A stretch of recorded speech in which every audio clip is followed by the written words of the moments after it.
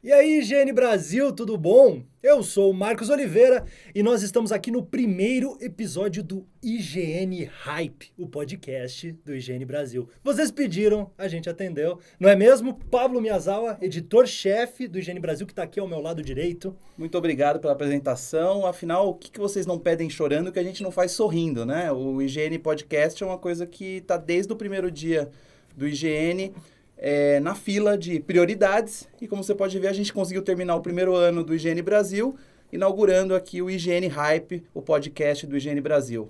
E do meu outro lado direito, nós temos o editor do IGN Brasil, Gustavo Petró. Muito bem, a gente tarda, mas não falha. Mas estamos aí com um grande podcast, vai ser muito legal poder... Acho que ficar mais próximo do nosso leitor, falar um pouco da nossa opinião, acho que vai ser muito legal. E falar de hype, né? Que hype é legal. Exatamente. Por falar nisso, nosso primeiro tópico aqui no IGN Hype vai ser justamente hype, né? Porque a indústria de games é uma indústria que vive de hype, basicamente.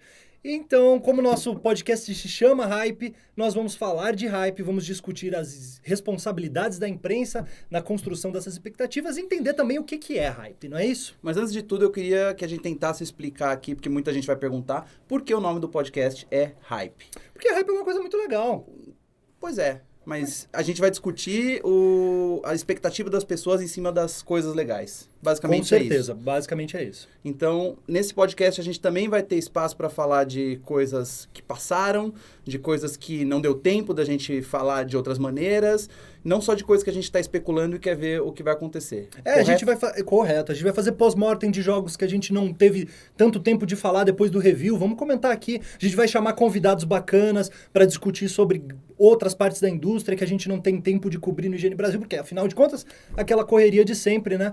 Então a gente vai poder falar um pouco de tudo que não dá tempo de colocar no IGN e a gente vai trazer aqui pro podcast, bater papo, discutir numa conversa divertida e descontraída. As pessoas vão poder mandar sugestões também? Com certeza. Eu vou explicar depois como a gente vai poder... Vocês vão poder mandar as suas sugestões, dicas, comentários, críticas, avaliações e xingamentos para este que vos fala. Xingamentos não, por favor. A gente já cansou de xingamento. Moderem linguajar, né? Moderem esse linguajar. Moderem o linguajar. Tá tudo certo aqui. A gente tá aqui para se divertir, vocês também. A ideia é sempre essa. Com certeza. Diversão em primeiro lugar, afinal de contas, a gente é o IGN Brasil, né? Afinal de contas, diversão é o nosso nome do meio, né? Com certeza. Quantos clichês mais a gente vai falar só na apresentação do podcast? Então vamos acabar essa apresentação e vou começar o tema principal.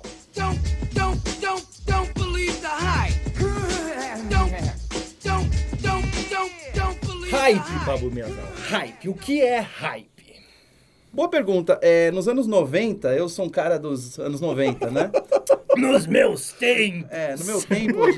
No meu tempo jovem, eu fui ao cinema assistir um filme chamado Hype. Não sei se você lembra disso. Era um filme sobre a história do movimento grunge, aquele movimento musical do rock que surgiu no oeste americano, em Seattle mais especificamente.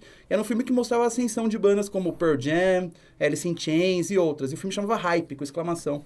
Eu fui ao cinema ver, fiquei curioso e por muito tempo eu não entendi por que o filme se chamava Hype, porque Hype era uma outra coisa na minha cabeça, né? Hoje fica um pouco mais claro.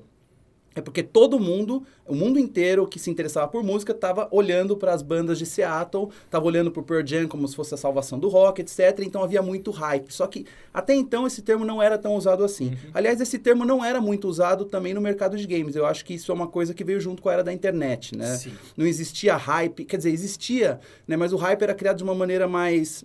não silenciosa, mas em tiros mais bem arquitetados. Por exemplo, quando a SEGA quis lançar o Sonic no Ocidente, eles criaram todo um hype, mas foi toda uma estratégia de marketing tão bem formulada que até hoje ela é um exemplo. E ninguém estava fazendo. Então, eram poucas empresas que podiam se dar o luxo de criar hype em cima de coisas e o público ia se interessar. E hoje é diferente. Hoje...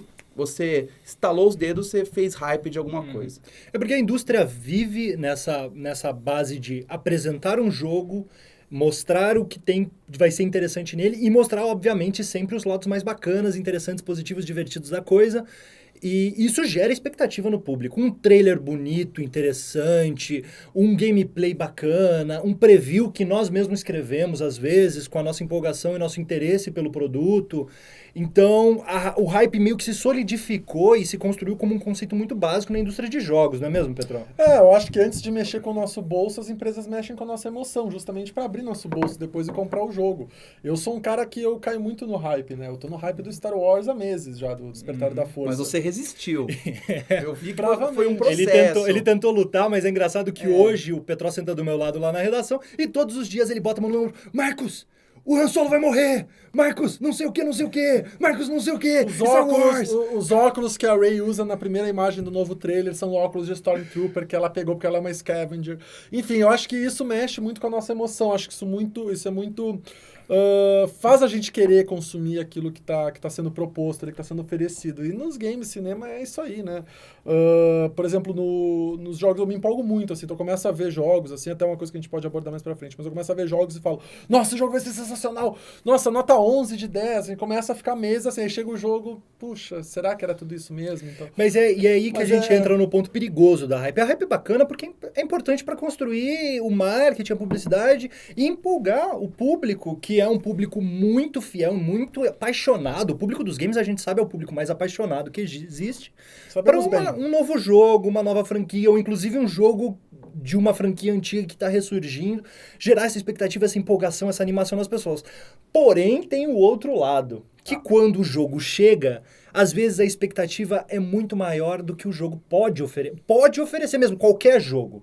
Porque passa do plano do realizável e entra pro plano dos ideais, das ideias, da fantasia mesmo. Me parece que hoje todos os jogos, eles merecem...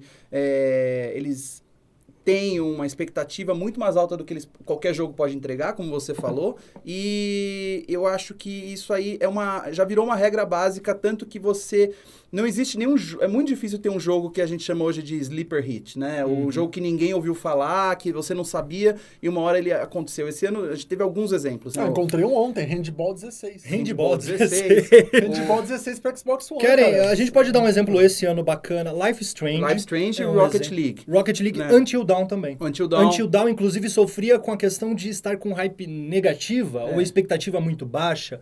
E quando o jogo saiu, até um pouco pela expectativa tá baixa, chamou muita atenção e agradou muita gente. A expectativa do Until Dawn foi baixa porque a decepção com o The Order 1886... é esse o número, né? Sim. Foi muito grande, né? Eu confesso que no ano passado eu estava um pouco por fora do mercado de games, eu voltei com força total no final do ano, e daí eu acompanhei, assim, nomes que eu não conhecia, tipo The Order, não sabia o que esperar desse jogo, eu tinha visto o trailer em 2013, né? Na E3 de 2013. Until Dawn... eu não sabia o que esperar também. Então, eu não tive esses choques, mas eu percebo, assim, que a decepção que as pessoas tiveram com o The Order, esperando que ele fosse outra coisa, a partir do material promocional. Sim. E a surpresa que o Until Dawn causou, também por causa do material promocional, mas também porque as pessoas já estavam esperando se decepcionar novamente com mais um jogo cinematográfico do PlayStation 4, eu acho que são fenômenos realmente da vida moderna. Sim. Eu ia comentar com vocês que como é que se fazia nos anos 90, mais uma vez aqui mostrando a minha idade avançada, como é que você fazia para criar o hype em cima de uma coisa... sem a internet, sem canais para você pegar e fazer barulho, assim. Revista, jornal e TV. Por exemplo, Super Mario World ou Super Mario Bros 4, né? Como foi conhecido o Super Mario do Super Nintendo. Eu sou do tempo que eu comprava revistas e quando saiu uma primeira screenshot do Super Mario 4, as pessoas falavam, meu Deus, isso é muito melhor. E a gente ficou carregando esse hype, entre aspas, durante meses, acho que talvez um ano inteiro, baseado em uma única telinha reproduzida de uma revista japonesa, que provavelmente isso foi muito mal reproduzido na revista brasileira. Então, e aquilo era o bastante para a gente ter muita expectativa, sem saber o que imaginar. O dia que eu vi o jogo em ação numa locadora aqui de São Paulo, eu esqueci completamente o que eu estava esperando. Eu esqueci completamente daquela telinha. Aquilo se tornou a minha realidade. Era um processo diferente de você pegar e criar toda uma expectativa em cima de um produto que você não sabia bem o que ia ser e até a hora que você via. Hoje, me parece que as pessoas já criam todo um entendimento e uma teoria a respeito daquele produto, antes mesmo de pegar e colocar as mãos no jogo. E o grande problema desse isso afeta a sua percepção do produto em si. Você não tem como não misturar toda a carga de expectativa que você criou com a experiência que você está tendo jogando isso aí. Eu acho que isso aconteceu esse ano com Metal Gear 5, aconteceu com o Fallout, aconteceu com o Black Ops 3. Aconteceu com Star Wars Battlefront. com Star Wars Battlefront, com certeza, que é o grande motivo da gente estar aqui. Talvez não tenha acontecido tanto Assassin's Creed Syndicate, talvez. Talvez, mas esse é um caso à parte que a gente vai discutir, de sequências, né, anuais. O The Witcher 3, eu acho que é um que eu não vi o hype chegar. E quando ele finalmente chegou, ele surpreendeu. E hoje ele está sendo cotado como jogo do ano muito porque as pessoas não tiveram tempo de criar tanta expectativa em cima desse jogo. O Fallout é um exemplo interessante porque ele foi anunciado em junho e lançado em novembro. Isso é uma coisa muito rara na indústria de jogos. Nós geralmente temos 2 anos para elaborar essa teoria, essa com discussão por trás do jogo que gera toda essa hype. O Fallout não teve esse tempo. Então, havia hype por conta do peso do nome, mas as pessoas ainda não tinham muita noção do que ia ser o jogo. E foi interessante, inclusive isso foi um pouco da estratégia da Bethesda, para evitar aquele outro problema que acontece muito durante o desenvolvimento do jogo, que é o marketing e a publicidade no jogo, nesse tempo todo, e as pessoas respondendo a isso e atendendo a isso, elas começam a criticar e questionar e apontar e querer discutir com o desenvolvedor e como é que vai ser isso. E isso acaba afetando o desenvolvimento do jogo. Fallout teve essa vantagem de, quando ele foi anunciado, ele já estava pronto. Isso é raro. Isso é bastante raro. Imagina até que, por exemplo, o trabalho de marketing, esses vídeos do Special que eles divulgaram, tudo isso já estava pronto. Já estava pronto. Já estava com certeza. Já estava pronto. Tempo hábil para criar toda essa expectativa. O que é surpreendente hoje, se você pensar o quão difícil é você guardar um segredo industrial desse numa indústria que vive disso, né? Acho que a indústria dos games, ela vive mais de fofoca e boato, tanto quanto a indústria da celebridade, né? De Hollywood, abastecida pelo TMZ, esses sites de hype, de fofoca, e a indústria dos games, ela basicamente, se você pega aí, fazendo agora um meia-culpa, pega aí uma semana de notícias do IGN ou de qualquer portal grande, você vai ter lá 20% de notícias baseadas em rumores e especulações e disse alguém que interpretou não sei o coisa. A gente tem muito pouca notícia concreta. Se não fosse por essas especulações, esses boatos, talvez a gente não tivesse tanta coisa para reportar aqui. Sim. Então, nós somos o ego, então, dos videogames. Não é isso. A questão é que a indústria dos games é focada nisso hoje em dia. Ela é focada nesse tipo de coisa. A questão é que, se você parar para pensar, o que a gente recebe de informação? A gente depende das publishers, das produtoras e das desenvolvedoras para receber informações para a gente poder divulgar. Inclusive, a gente não tem acesso às produtoras para poder criar, né? A gente não pode... Diferente, por exemplo, você pegar um jornalista de cidades, por exemplo, vai na rua cobrir um acidente ou um buraco, ele está ali com o fato ali na frente. Não depende do órgão de segurança pública, enfim, para ter informação. Com certeza. Depende de ter uma informação oficial. Diferente, agora, nós não. A gente não tem acesso irrestrito a um estúdio de games ou alguma coisa. A gente depende justamente de quem que lá. E é uma informação que já vem, né, assim, parte manipulada pelo estúdio, né? Eles passam para nós o que eles querem divulgar. E quando a gente recebe uma informação em primeira mão, um furo, algo que vazou, obviamente a gente tem que reportar isso, porque, afinal de contas, isso está sendo divulgado, está sendo noticiado. Isso tem uma importância quando isso acontece. Como a gente consegue coisas antes da hora e como até a gente consegue desviar dessa rota básica de esperar o release, a divulgação, o novo trailer, o preview, o hands-on, e depois o lançamento, o review e tudo mais. A gente, às vezes, em algum momento ali tem um furinho, escapa, a gente pega um pouco desse conteúdo e lança. Mas eu fico pensando hoje, já adiantando um pouco o nosso tema sobre o papel do jornalismo e do jornalista, vamos pegar, por exemplo, o console novo da Nintendo, o NX. Tudo que você sabe hoje sobre o NX, além daquelas declarações da Nintendo, do Satoru Iwata nas reuniões de acionistas, vem de vazamentos de planos de patentes que vazam pelo fórum, pelo NeoGAF e tudo mais. Ou seja, quem que fez isso não é jornalista. Isso é um trabalho de outros tipos de garimpeiros, né? Assim, o jornalista que, por exemplo, vazar esse tipo de informação e divulgar num jornal grande, olha só o que eu tenho, ele entra na lista negra da Nintendo e não consegue mais fazer nada. Então, hoje, felizmente, para o mercado que quer saber das coisas, e infelizmente para as publishers e para o jornalismo em si, hoje o público tem todas as ferramentas para pegar e fazer o seu próprio jornalismo, colocar as notícias nos fóruns, e eles têm blindagem. Na verdade, um cara que põe lá um plano, um spec sobre o NX da Nintendo num fórum, ele não vai entrar na lista negra da Nintendo, porque essa notícia vai vazar, mas se fôssemos nós, o IGN, a gente tem esses planos na mão, a gente ia ter que pensar muito bem antes de saber o que fazer com aquilo. Com certeza. Obviamente né? tinha que bater com a Nintendo, tinha que falar com a Nintendo. Ouvir o outro lado e tudo lado, mais, todas as obviamente. regras de jornalismo que são tão esquecidas e ignoradas no mundo da internet. Inclusive, recentemente, o Kotaku lançou um texto sobre os problemas de entrar nas listas negras. Ele havia informando que entrou na lista negra da Bethesda, entrou na lista negra da Ubisoft, e eles têm vários problemas para receber informações por conta disso. Mas eles fazem justamente isso que você falou. Eles divulgam essas informações que eles conseguem por fontes deles que estão lá no meio, antes da hora, e é o que eles fazem. É o caminho deles. O caminho do higiene é totalmente outro, inclusive. Sim. Nós temos uma responsabilidade, inclusive, de conversar sempre com as publishers, responder, entrar em diálogo, entender o que aconteceu, para ter a melhor relação possível, para a gente receber e fazer as coisas da melhor maneira possível. E sobre o caso do NX, tem uma coisa que é curiosa também. As notícias estão em japonês. Eu tenho certeza que alguma informação se perde na tradução, entendeu? Que quem é japonês está entendendo uma coisa e quando chega para cá, para nós, traduzido, enfim, de fóruns, como chega essa informação, tem alguma coisa meio perdida aí. Por isso que vem essas coisas muito...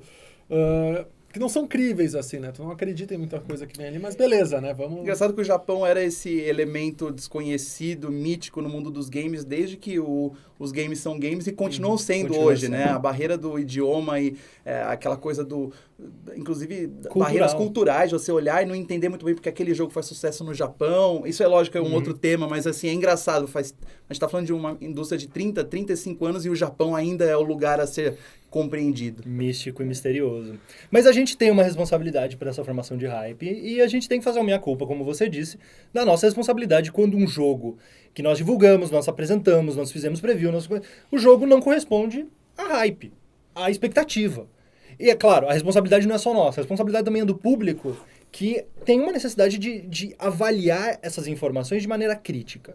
E é uma coisa que é difícil de acontecer quando você é fã apaixonado pela coisa. Quando você vê a Bethesda anunciando Fallout 4, eu, que sou fã de Fallout 4, fiquei pirando.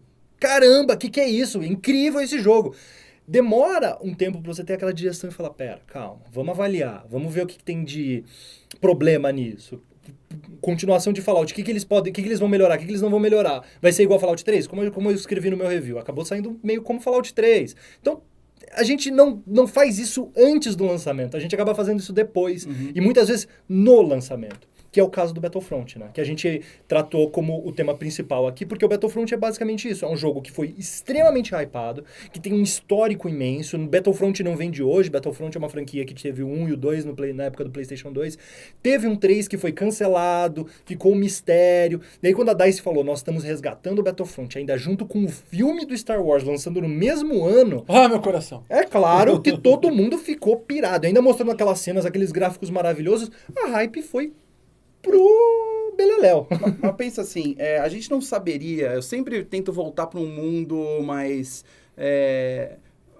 diferente, em que a gente não sabia o que as pessoas estavam pensando imediatamente como é hoje, né? Tipo, hoje você entra no Twitter e você já sabe, e a gente aqui cai nessa, né? Nossa, tá todo mundo falando que o Star Wars é ruim. Todo mundo quem? Aqueles 10 caras do Twitter? Pois é, a gente se ilude rapidamente com essa facilidade hoje da mensagem se propagar. Antigamente, você não tinha com quem conversar sobre a sua opinião sobre aquele jogo. Então você sabia lá, o jovem Marcos Oliveira com 14 anos sabia que ia sair um novo Zelda. Você, fã do Zelda do Super Nintendo, sabia do Ocarina of Time pro Nintendo 64. Tinha você que adorava Zelda, você podia falar pros seus dois amiguinhos do fundão da classe. Cara, vai sair um Zelda novo, que legal. Eu vi na revista, na Nintendo World, que vai ter isso e isso. Deu seus amigos, pô, legal, não sei o quê. E parava por aí, cara. O seu hype era do tamanho do seu sonho. E tinha sempre a história do meu tio trabalha na SEGA e ele falou que ele está fazendo um novo Sonic. Vocês lembram dessas histórias? A gente acreditava, né? Porque sempre tinha alguém com uma informação melhor que a nossa, mas assim, o seu hype era do tamanho da sua expectativa e se aquilo... Você comprava o jogo e se aquilo fazia justiça ao que você sonhava ou não, era muito um problema seu. E hoje deixou de ser um problema seu e virou um problema do mundo. Então, se as pessoas tinham altas expectativas sobre Star Wars Battlefront, de verdade, o problema é deles. Assim, a empresa comercializou, marketeou, o filme ajudou a criar a promoção, mas o que cada um esperava do jogo, eu acho que é muito um problema pessoal e deixou de ser para se tornar um problema público, uma questão pública. As pessoas têm que tirar de dentro do coração delas. Eu esperava muito desse jogo e ele é ruim. Mas também é uma questão de ter que falar nas redes sociais o que pensa. Pois é, aquela porque coisa. A gente Xinga acha hoje muito que, no Twitter. todo muito. mundo tem opinião, sim, mas antes a gente não tinha canais para pôr essa opinião em prática e a gente não tinha como ouvir essas opiniões. E agora, então, a gente tem essa situação em que nós vivemos, a gente que já viveu em outra época, a gente tem essa situação em que todo mundo tem uma opinião e essa opinião, de alguma maneira, em conjunto com outras opiniões, se tornou uma coisa, se tornou uma notícia. A gente sabe, inclusive, de sites. A gente acompanha isso, eu acho que a gente até aqui no IGN já fez esse tipo de cobertura.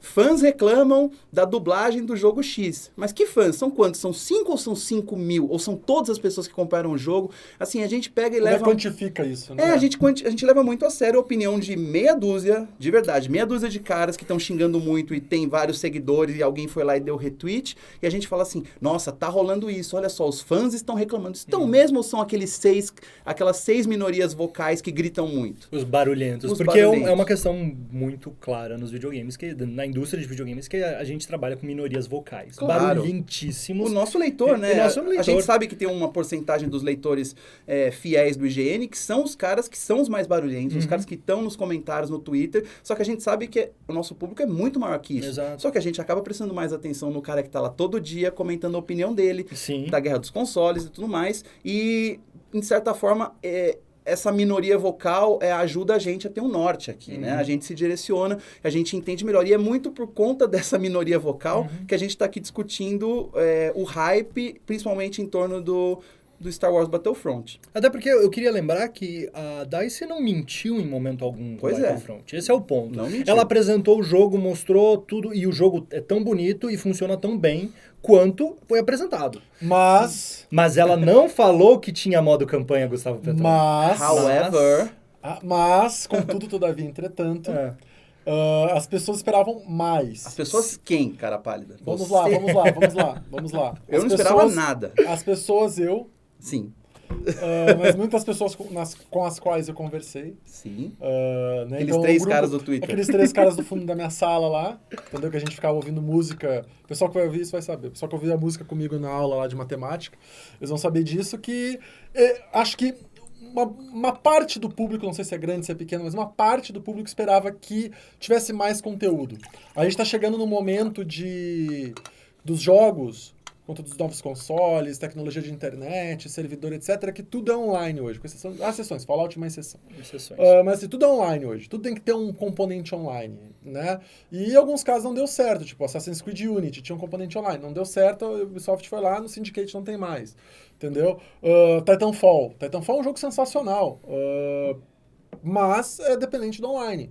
Eles tentaram criar um modo história dependente de online. Quem não joga quem não tá mais nesse modo história, no servidor do modo história pra jogar, não consegue acabar o jogo. Então, assim, fica um jogo só online. Isso é um outro Battlefront problema, eu acho. é um outro né? problema, mas é uma outro outra história. Mas É. assim, tá todo mundo dependente do online. Então, quando chega um jogo, que nem o Battlefront, que é um jogo de Star Wars, que é uma franquia amada por pessoas que não são jogadoras de jogos de tiro. A pessoa, ela precisa ter um modo de jogo que a abrace também. Tem que pensar que não é só aquele cara que compra um Xbox, que quer jogar Call of Duty Online, um Halo 5. É o cara que vai mudar o controle, que vai comprar o controle Elite, porque dá pra pular atrás sem tirar o dedo do analógico e tal. Enfim, tem que pensar que existem pessoas que não estão ali só pra jogar online com outras pessoas. Tem pessoas que não gostam de jogar online. Tem pessoas que acham que jogar online é aquele negócio que não, é muito difícil jogar online.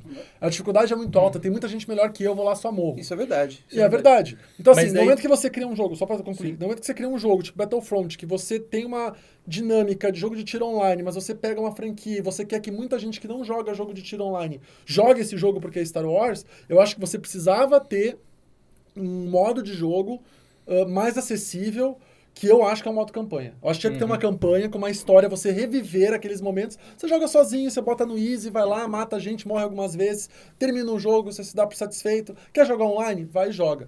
Acho que não é que eu fico decepcionado com o jogo. Acho que a nota do jogo, 8, que a gente deu aqui, tá perfeita. Acho que podia até ser 8,5, na minha opinião, assim, mas acho que 8 tá perfeito. E eu sinto falta mesmo de um modo campanha, mas não penso por mim, porque eu jogo online. Eu penso, sei lá, por outras pessoas. Meu filho, por exemplo, que gosta de Star Wars, ele gosta de jogo de tiro já. Mas eu te dou dou um exemplo, você deve lembrar, 1999, porque o velho aqui vai Não, continuar. mas eu tava nascido em 99. 1999, Star Wars Episódio 1. Eu estava lá na pré-estreia. Sim, o filme ia estrear depois de 16 anos sem o Star Wars, finalmente o Star Wars ia chegar aos cinemas. Mas conta, não conta. Sem contar a edição especial. Episódio 1 com o Mini Anakin Skywalker, e daí, na E3 do ano anterior, na E3 de 99, eles anunciam o jogo de Star Wars. Racer, que é exatamente o contrário do que você está falando agora, no sentido de todo mundo esperando finalmente um jogo de Star Wars decente e bacana, de ação, e eles vão lá e trazem a experiência mais casual possível, que é um jogo de corrida de carrinho, né? E saiu um jogo, The Phantom Menace, que é uma porcaria. Que era ruim, que era pra PC, basicamente. Era uma vista de cima, assim. Era bem ruim. Assim, não rolou, assim, mas talvez fosse esse jogo. Mas o jogo que eles bombaram, que eles fizeram o hype, digamos assim, era um jogo de corrida de carrinho para todos. Eu gostava. Sim, mas não é a experiência hardcore que você estava procurando. Não, sim. Mas não, por isso que eu tô dizendo, eu tô justamente fugindo dessa experiência hardcore. Não tô dizendo que o Battlefront é hardcore em termos de online.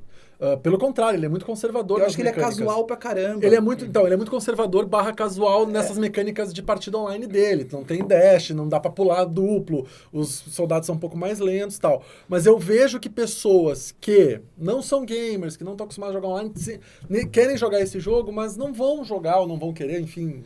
Também é uma suposição minha. Eu acho que a DICE pensou a respeito desse público e abriu mão de fazer uma campanha de 8 horas de duração, que seria trabalhosa, porque você teria que ser fiel à história, exato, você teria que fazer todo um trabalho e criou e agora o modo. tem que ter o bate-volta com a Disney também, porque afinal de contas, se ela removeu todo o universo estendido, canônico, como é que você faz isso no momento que o filme vai ser lançado um mês depois do lançamento do seu jogo? Não dá pra fazer um game sobre a primeira trilogia e tentar enfiar isso em 10 horas junto com um jogo que tem uma campanha tão grande. Então lançaram na época errada. Tinha que ter lançado lá no início do ano, no final do ano passado. Talvez. Mas o momento do lançamento do jogo é muito importante pro jogo ser bem-sucedido ou não. Sim. Tanto que vai ter a Batalha de Jakku pra ligar com o filme. Antes de anunciarem essa nova trilogia, Star Wars era um dinossauro velho que os jovens não entendiam bem por que os adultos gostam tanto dessa porcaria, e os velhos ficavam assim, eu adoro Star Wars, mas aqueles 3 últimos filmes lá, putz, não rolou. Então, Star Wars estava num limbo meio chato. Voltou aí, J.J. Abrams anunciaram uma trilogia nova, ganhou um pique. O Star Wars ganhou um pique, então isso fez o Star Wars Battlefront ser muito necessário, muito legal. Mas, assim, fosse qualquer outro momento, se não tivesse hoje um filme para estrear daqui a 2 semanas... Não, concordo. Dane-se o Star Wars Battlefront, é mais um joguinho de tiro. O Black Ops 3 engole ele, e outros jogos de tiro engolem ele. Por quê? Porque é só um jogo de Star Wars. Esse jogo ficou bom porque a gente tá respirando Star Wars o dia inteiro.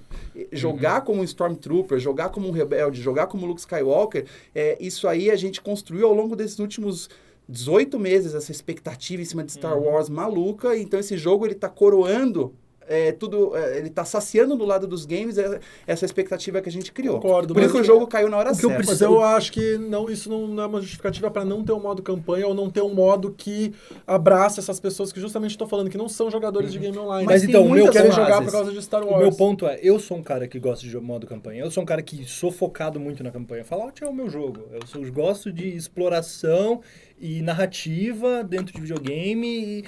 E eu fui jogar Star Wars Battlefront um pouco... Ok, não tem campanha, jogar online, eu não gosto muito de shooter online, jogar online só jogo MOBA. E entrei lá e comecei a jogar e dar uns tirinhos, e experiência legal, tô jogando de Luke Skywalker, tô soltando uns rainhos aqui com Darth Sidious, é legal, bacana, legal, vou jogar mais. E eu tô assim, e era nesse outro ponto que a gente ia entrar com a hype, que é, muitas vezes a expectativa dá aquele tapão na cara das pessoas, não é o que você esperava, e daí você fica um pouco, que saco, não é o que eu esperava do jogo.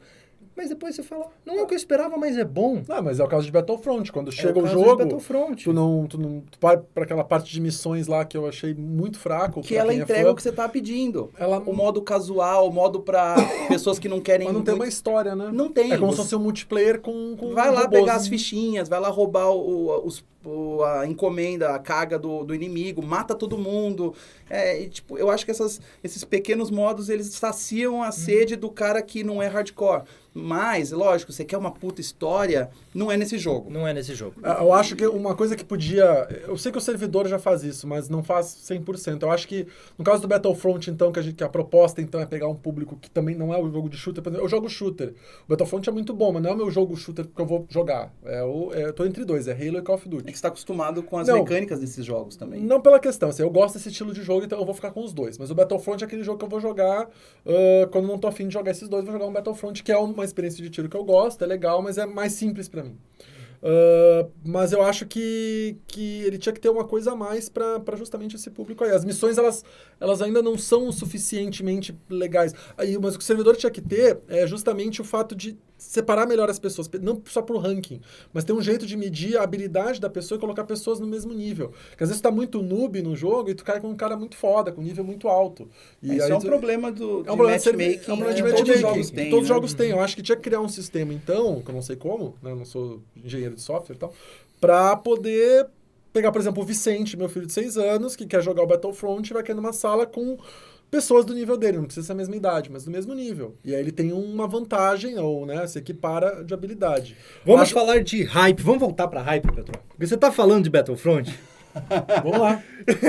É que é Star Wars, né? Eu sei, Star Wars, a gente ama Star Eu Wars. adoro gente. Star Wars. E, aliás, meia-noite estaremos lá.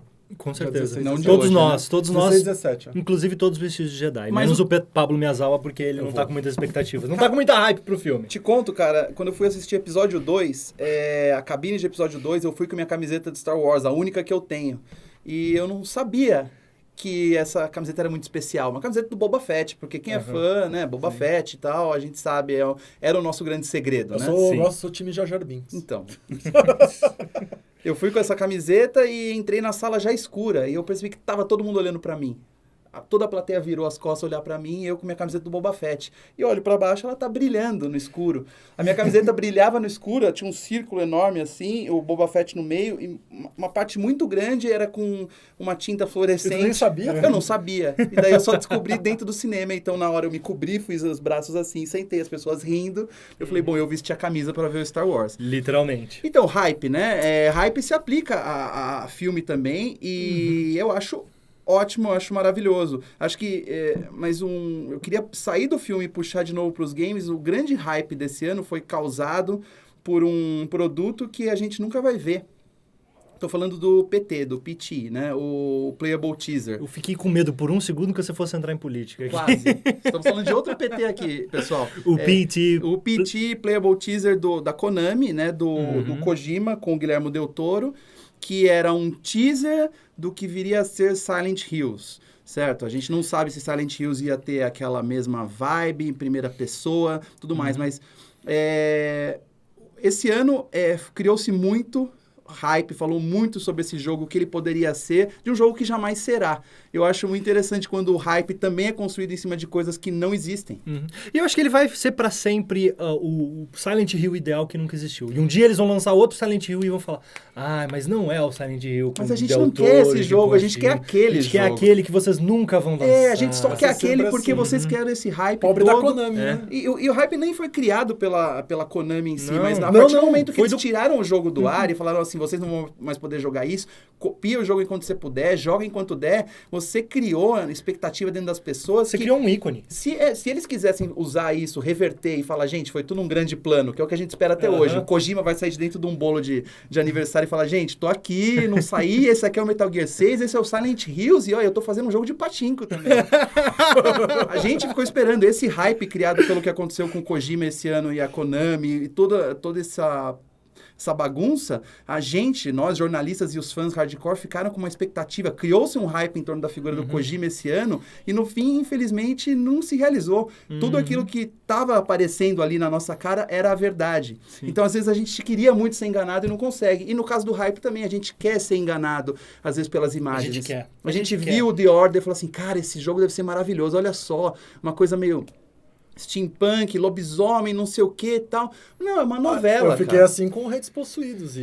A grande verdade é que a gente quer sonhar. A gente quer sonhar que aquele jogo foi feito pra gente. Exatamente. Aquele filme. Aquele filme, aquele jogo foi feito especialmente. E esse é um dos grandes problemas do mundo, do mundo da internet, do mundo online, do Twitter, Facebook. Tudo é feito pra gente. Quando uma coisa não é 100% feita pra gente, a gente fica um pouco reação. O que é isso? Não é exatamente o que eu esperava. Tipo assim, como, o que né? Quer dizer que como é você não tá ruim? pensando em mim pra Exato. criar esse O que jogo? não quer dizer que é ruim. Tem muitos jogos aí que não foram feitos pra mim, pro Pablo, pro Petró, e que são muito bons. E mesmo jogos em The que... Sims. Aí... The Quando a Sims. gente joga The Sims. Mas mesmo jogos que tiveram grandes problemas com essa questão de hypes, por exemplo, eu vou ser bastante xingado nos comentários quando eu falar isso, mas é a Ah, verdade. meu Deus.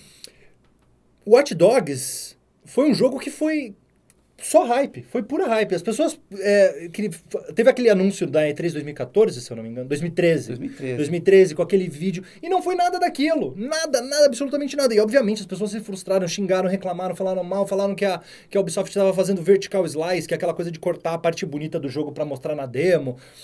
Fez mesmo, e anunciou, e fez propaganda, e fez marketing. Isso é publicidade, gente. Desculpa, é propaganda, é marketing, não tem jeito. Eles estão tentando vender um produto pra você. Se você comprar, eles fizeram o trabalho dele. Pois é, por isso que eu acho que o hype é muito construído em torno das expectativas pessoais de cada um. Assim, ninguém tá prometendo uma coisa. Lógico, às vezes você promete algo a mais, mas até aí a interpretação é do observador, né? A verdade tá no olho do observador. Exato. E uma coisa importante se ressaltar, não sei se vocês sabem, mas a Valve contratou 2 psicólogos para fazer as promoções do Steam. Então, os psicólogos vão lá e trabalham a maneira como eles vão conseguir fazer as pessoas comprarem mais. Isso é legal. Eles usam psicologia em cima da gente. Tá vendo? E aí, a gente vai fazer o quê? A gente tem que saber ter senso crítico, ter compostura, de saber lidar com essas coisas. E entender que, às vezes, as nossas expectativas não vão corresponder ao produto final. E não é culpa da empresa, é um pouco culpa nossa, mas também não é só culpa nossa. É uma relação que a gente tem que ter cada vez mais senso crítico, mais abertura e mais visão para entender e digerir e processar, para não cair em armadilhas. Eu tô no hype do Star Wars, mas pode ser um filme que foi feito pra criança, pro Disney XD, entendeu? Exato. Uma coisa interessante que eu vou voltar no meu túnel do tempo pessoal. Quando você comprava um jogo, nos bons tempos dos cartuchos, que eram muito caros, mesmo que você comprasse um jogo ruim, esse jogo é uma merda, você jamais admitiria isso pra você mesmo e pros seus amigos. Eu me lembro quando eu comprei Ghostbusters 2 pra Phantom System, Nintendinho. que a Gradiente lançou pro Nintendinho. O jogo conseguia ser quase pior do que o Ghostbusters que vinha com o Phantom System. Eu jamais falei pra minha mãe, mãe, gastei dinheiro errado aqui. Não, vamos jogar esse negócio até ele secar. Sim. E foi assim com quase todos os jogos de Nintendinho que eu comprei. Por quê? Porque eram tão caros, eram tão raros. A minha história mais triste, eu fui numa loja de produtos importados, num shopping de São Paulo, porque eu tinha jogado o Tartarugas Ninja no arcade, que é a coisa mais linda do mundo. Quando você tem 11 anos de idade e ver aquilo no arcade, aquilo é maravilhoso. Nossa, eu falei, eu preciso ter isso em casa. Nossa, saiu esse jogo pra Nintendo, então eu vou comprar. E eu fui numa loja e tinha lá Teenage Mutant Ninja Turtles, da Ultra Games, que era uma subsidiária da Konami. Beleza, vou comprar. Nossa, era muito mais caro, porque era importado, era oficial da Nintendo, muito mais caro. Tipo, 3 vezes mais caro do que um jogo aqui no Brasil. Eu fui lá, gastei, juntei todo o meu dinheiro, comprei. E a minha decepção ao chegar em casa e ver que não era o Tartarugas Ninja do arcade, era o Tartarugas Ninja 1 do Nintendinho, que era outro jogo. E era ruim. Que era ruim, mas... E a infame fase da água, que não dava pra passar de jeito nenhum. Tinha aquelas enguias que dava choque. Sim. Que você tinha que desarmar as bombas. Sim. Então, era um jogo que, em primeiro lugar, eu vi e falei, nossa, esse jogo é ruim. Esse jogo não tem nada a ver. Mas, pera, deixa eu explorar esse jogo. Sem exagero, ele se tornou um dos meus jogos favoritos da vida. De tanto que eu joguei, de tanto que eu insisti nele, que não é possível que eu gastei todo o meu dinheiro nesse negócio e ele não vai ser bom. Então, assim, naquela época, você sabia que você tinha feito uma cagada, mas você não admitia isso pra ninguém e você levava aquilo com você. E eu acabei me apaixonando pelo jogo e hoje eu olho pra ele e falo assim, não, o jogo é incrível, ele não é ruim. Sim. Só que hoje em dia é muito fácil você pegar, ir lá, gasta seu dinheiro com sei lá o quê, com qualquer jogo aí, e qualquer jogo malhado esse ano. E o cara põe o jogo, fala, nossa, que merda, gastei R$200 nisso aqui, fica puto e sai xingando. Porque tem muita variedade, tem muita opção. O cara Pois pode jogar outra coisa, o cara pode voltar ali e jogar um online, jogar um MOBA dele que é de Crise graça. onde, então, né? O cara pode xingar o jogo que ele gastou 200 paus, vai lá e compra outro jogo pra Porque a reclamar gente, de novo. na nossa época, Pablo, além do investimento financeiro, a gente tinha um investimento emocional, né? Ah, sim, você escolhia um jogo. E esse Era investimento isso aí. emocional, hoje em dia, eu sinto que ele vai até o momento que aquilo te frustra. Aquilo te frustra, você rejeita e vai pra outra coisa. Pois é. Antigamente não dava. É aquela coisa, você tem falhas, você tem problemas, mas eu vou te amar, porque você é tudo que eu tenho. Exatamente. E era isso.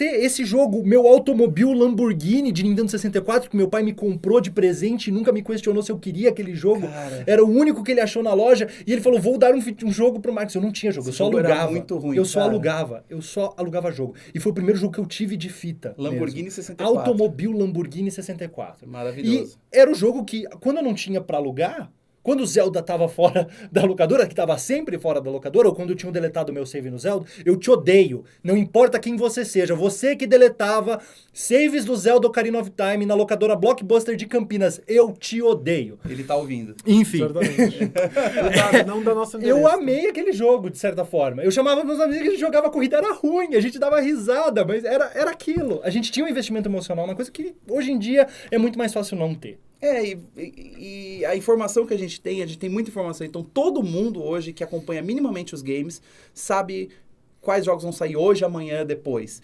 Antigamente, nem há muito tempo atrás, a gente não sabia quando o jogo ia sair. E o jogo simplesmente aparecia. E o canal que você tinha pra isso era ir na locadora. Ou, no máximo, você ia lá no seu pirateiro favorito lá pra comprar o seu CDzinho de R$5. Nossa, já tem esse jogo. A gente simplesmente não tinha toda a informação. Você não formava uma expectativa falsa. Você podia ter mais surpresas. Hoje, as pessoas sabem que hoje é o dia que sai Rainbow Six, hoje sai Just Cause 3, as pessoas estão lá esperando esse negócio, prontas para julgar. Né? Julgar. Não jogar, julgar.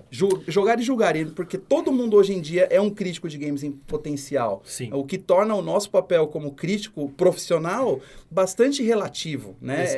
E bastante, você tem que olhar de uma maneira diferenciada nos dias de hoje, o que significa o IGN dar 8,5 para um jogo, e a sua própria opinião e a opinião de todos os outros veículos através do Metacritic, né? E antes de olhar a nota, gente, leiam o texto que a gente escreve com todo carinho pra vocês nos reviews. É importante também. A nota tá lá, é legal, é referência, é guia de compra, mas lê o texto também, não tem problema nenhum, A gente é legal. sabe, né, que o povo vai direto pra A gente É. sabe que vocês leem o título do review e rola até ver a nota ali e já sai comentando. Leia os textos, a gente escreve Nós com temos todo sistemas carinho, de métricas, todo amor. temos sistemas de métricas extremamente avançados que mostram o comportamento do leitor na internet. Então mostra que vocês veem o título e rolam até a nota e já vão pro comentário para xingar. E todas as nossas notas aí, elas resultaram de muitas brigas, E muitas discussão.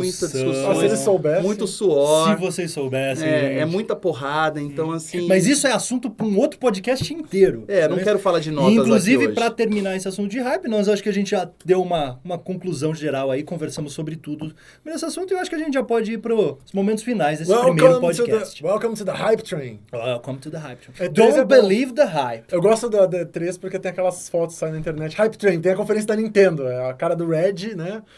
Tinha o Iwata, né? O Miyamoto, tudo assim, loucão. Aí tem da Sony também, que é o Kaz Hirai. Era o Kaz Hirai. Era o Kaz hoje Hirai. É o Kaz Hirai, hoje é Tretton, o né? Shuhei. Não, o Tretton saiu, faz tempo. Shuhei Yoshida. É o Shuhei sim, Yoshida, desculpa. né? Shuhei Lá, Yoshida. Sony, Hype Train, Microsoft é o Phil, tem sempre o trenzinho, os caras lá gostam das montagens. É óbvio, São é óbvio que o público também abraça e se auto-ironiza com a hype. Claro. É óbvio. A Isso E3 é feita pra É. esse tipo de A coisa. A é o R3 hype, né? é A E3 é o o ápice, grande né? ápice da hype todos os anos. Mas enfim, falamos de hype e agora vamos chegar aos momentos finais desse podcast. Vamos concluir? Vamos concluir. Eu queria falar que os jogos que eu mais aproveitei esse ano foram aqueles em que eu não tinha expectativa alguma, que eu não tinha lido nada a respeito, que eu posso chamar de hits adormecidos, porque simplesmente eles apareceram e eu olhei e falei, eu vou dar uma chance pra esse negócio aqui, e acabou que tem um pouco daquela coisa de fã de música, né? Fã de música tem aquela coisa de eu descobrir aquela banda antes de todo mundo. Eu era fã antes de se tornar tudo Hipster. aquilo, hipster, né? Tipo, Ramones. Eu gostava do Ramones antes, mas hoje qualquer modelo usa a camiseta do Ramones. Mark Ramone tá sempre em Porto Alegre, O Mark né? Ramone tá sempre aí, tá jantando aqui no Butantã e tal. Então, a sensação que a gente tem de que aquele negócio é nosso, a gente descobriu, ainda é muito válida e ela é muito saborosa, nos videogames também. Então eu sempre recomendo que as pessoas vão atrás de jogos, busquem por si próprias mesmo, descubram coisas que a gente mesmo no IGN não enxergou, que Com tem certeza. de coisa que a gente recebe. O Rocket League para mim foi um bom exemplo do que rolou esse ano, porque ele se tornou popular depois que ele ficou gratuito na PS Plus, mas ele tava aí já. E ele é uma sequência de um outro jogo da mesma empresa que era muito bizarro e parecido e ninguém ligou no PlayStation 3. E hoje é um dos jogos que eu mais joguei esse ano. E a gente nem fez review dele no IGN, a gente nem conseguiu fazer o review, mas a gente sabe que é o tipo de jogo que a gente queria apresentar para os amigos. Life Strange é a mesma coisa. Life Strange é um jogo que ninguém dava nada por ele. Era assim, era uma coisa bizarra ali, jogo para menina, né? Em primeira vista, daí você começa a jogar e você fala, não, é o tipo de jogo que eu quero jogar mais no futuro. E ninguém me falou sobre ele. Não teve hype train, eu não vi isso na E3. Não que eu me lembre. Então, eu sempre sou muito partidário de você olhar para outro lado, para descobrir as pérolas, né? É explorar, é um pouco de escavar e encontrar os grandes minas de ouro ali. O Steam tem isso, vocês entram lá no Steam, tem aquela aba inteira de indies com jogos que ninguém... Undertale, esse jogo que a gente não teve nem chance de falar no IGN Brasil ainda. Eu não tive chance de jogar ainda com quantidade de lançamento que... Mas o quanto estão falando, é um jogo que apareceu do nada lá no Steam, começaram a falar bem, começou a bombar, começou a rodar aí, os meios, todo mundo falando coisa... Agora é considerado um dos melhores jogos independentes do ano. E é pérolazinhas que aparecem por aí. Então façam esse trabalho, gente. Explorem, pesquisem, corram atrás de outras coisas além do que a indústria quer que você consuma. Porque a indústria vai querer que você consuma alguns grandes eventos durante o ano. Mas tem muita coisa que chega ali, ei, chamando tua atenção. Porque tá todo mundo disputando pelo tempo das pessoas, né? Eles sabem videogame é tempo. Eles sabem pra cada Fallout que você compra, que você vai gastar 60, 70, 80 horas, existe um Her Story, por exemplo, que é um jogo que você mata muito bem ali em 4 horas, só que essas 4 horas você podia estar jogando o The Witcher, o Metal Gear, né? Exato. Então, assim, os big publishers, eles se preocupam um pouco com essa ascensão dos indies, dos jogos pequenos que são vendidos em Steam, porque, assim, para cada minuto que eu perdi esse ano jogando Super Meat Boy, que não é mais um jogo indie para nem um jogo novo. Nem um jogo novo, mas para cada minuto que eu perdi jogando Super Meat Boy, eu podia estar lá gastando mais horas no The Witcher 3. E eu não fiz isso. Eu preferi jogar Super Meat Boy, eu preferi jogar o Rocket League, gastando partidas que eu sei que não vão me dar nada, nem troféu. Mas é as experiências que contam. São as experiências. E afinal de contas, a gente joga videogame por quê? Pelas experiências. Eu jogo pela grana, não, tô brincando. Eu jogo pra competir, né? Então, cada um aqui tem uma referência. Então... Eu jogo pra esquecer dos problemas. Eu jogo pra ganhar, eu jogo pra vencer. Então é isso, falamos de hype. E agora vamos pras dicas da semana. Putz, dicas da semana. Eu queria que o Gustavo Petrol começasse com a dica da semana. A dica da semana é compre seu ingresso para ver Star Wars Despertar da Força agora, porque já não tem para meia-noite do dia 16 pro 17. Então nem no dia 17 pode ter. Então minha dica é compre ingresso agora, porque o filme não tem como ser ruim. Já que a gente tava falando de hype, né? A gente continuou na hype. Não vai ser ruim, tá, gente? Não vai ser ruim. Não vai. Tá? Eu tô falando isso pra mim mesmo. Pablo, sua dica da semana pode ser qualquer coisa. Até o bolinho que você comeu na padaria. Tem aquele CD lá daquele... Que difícil, hein, dar uma dica da semana. Eu joguei bastante esse jogo que tá atrás de você aqui, o Rise of the Tomb Raider, que eu não quero usá-lo como dica, mas eu queria levantar a bola de que às vezes você tem que se arriscar a fazer coisas que você não tinha colocado na sua lista de afazeres. Eu acho que hoje a gente está muito programado a fazer as coisas que a gente quer fazer, porque afinal de contas a gente tem data para tudo, a gente sabe que aquilo vai sair, então eu vou jogar isso, depois eu vou jogar aquilo. Tomb Raider não estava no meu radar e eu joguei e não é bem uma dica, porque eu acho que se você está ouvindo esse podcast você já jogou, mas eu reforço aqui a minha tese de que às vezes você tem que fazer coisas que você mesmo não espera que você vai fazer. E no meu caso foi jogar o Rise of the Tomb Raider até o fim e ficar muito feliz com aquela experiência simplesmente porque ela era inesperada para mim. Então, seja aberto a novas tentativas aí da sua vida. Eu ia fazer uma propaganda de um picolé novo que eu provei aí, mas deixa pra lá. A dica do Pablo é uma experiência de vida, é um conselho de vida para vocês. Conselhos do Pablo Miyazawa. Vamos fazer essa sessão no podcast, né? Conselhos do Pablo Miyazawa. Quando eu tiver com uma barba branca aqui, mexendo aqui na barba. A minha dica é Undertale, inclusive um jogo independente, muito simpático para iOS e Steam. Você pode jogar no PC, pode jogar no seu celular. É um jogo muito simplesinho em que você cai no buraco e atira nas coisas. E é um dos jogos mais divertidos que eu joguei esse ano. É incrível, eu recomendo.